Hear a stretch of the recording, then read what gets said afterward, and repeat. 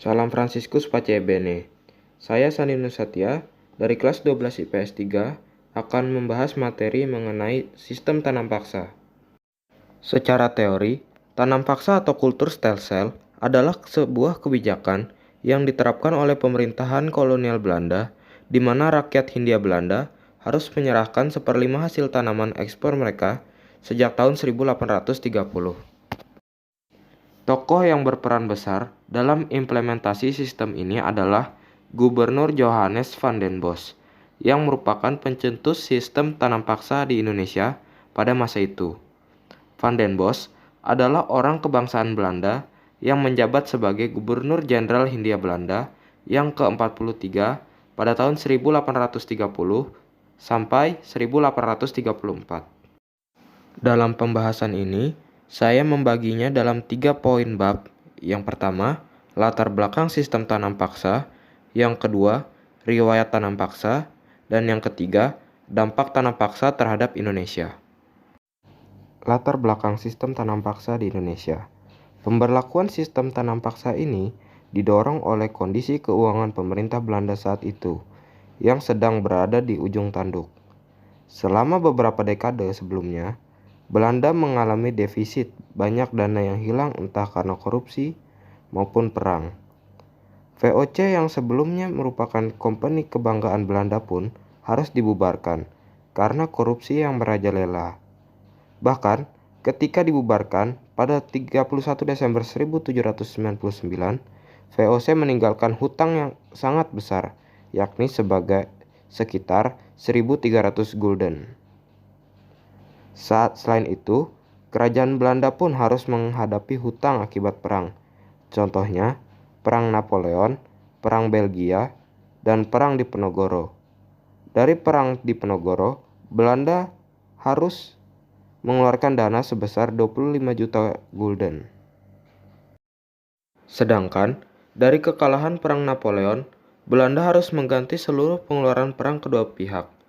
Oleh sebab itu, Johannes van den Bos diangkat menjadi gubernur jenderal dengan harapan bisa mengolah daerah jajahan Belanda agar menghasilkan pundi-pundi uang untuk menutup uang tersebut dan mengisi kas Belanda. Riwayat sistem tanam paksa. Di bawah pemerintahan van den Bos, Belanda menerapkan sistem tanam paksa yang dikenal dengan istilah kultur stel dalam bahasa Belanda. Dalam sistem ini, penduduk desa diminta untuk menanam hasil perkebunan yang menjadi permintaan pasaran dunia pada saat itu untuk diekspor.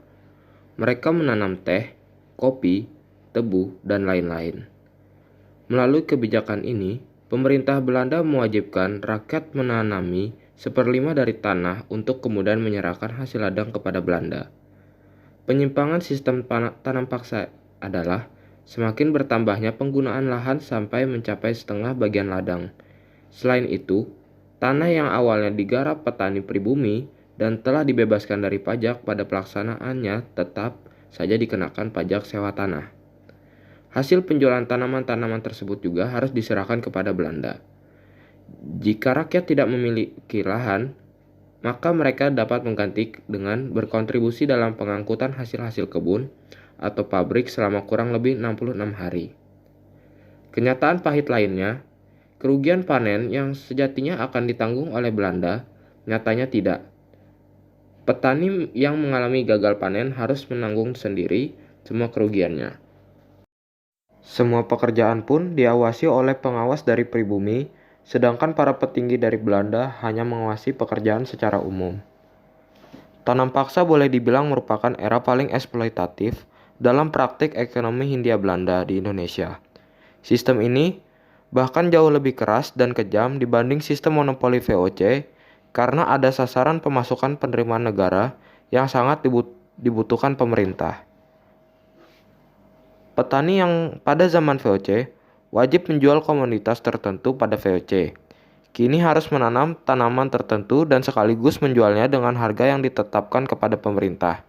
Aset tanam paksa inilah yang memberikan sumbangan besar bagi modal pada zaman keemasan kolonialisasi liberal Hindia Belanda pada 1835 hingga 1940.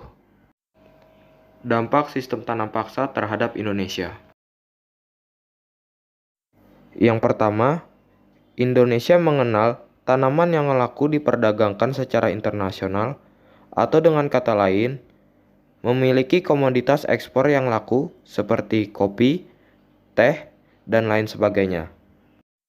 Yang kedua, tenaga buruh menjadi murah dan masyarakat pedesaan mengenal sistem permodalan sehingga terjadi perubahan pola transaksi dari pola transaksi tradisional ke arah pengembangan ekonomi moneter. Yang ketiga, rakyat Indonesia kelaparan karena tidak bisa menanam padi maupun jagung untuk dimakan. Korban jiwa pun tidak dapat dihindari. Yang terakhir, sistem tanam paksa juga berdampak pada infrastruktur Indonesia demi memperlancar distribusi hasil tanam paksa. Contohnya, jembatan, jalan raya, pelabuhan, dan rel kereta api. Penerapan sistem yang tidak manusiawi ini mendapatkan banyak kritik dari pejuang Indonesia serta aktivis HAM di Belanda. Pada akhirnya, sistem ini dihentikan pada tahun 1970. Untuk membalas budi terhadap rakyat Hindia Belanda atau Indonesia, Belanda menerapkan sistem politik balas budi atau yang juga dikenal sebagai politik etis.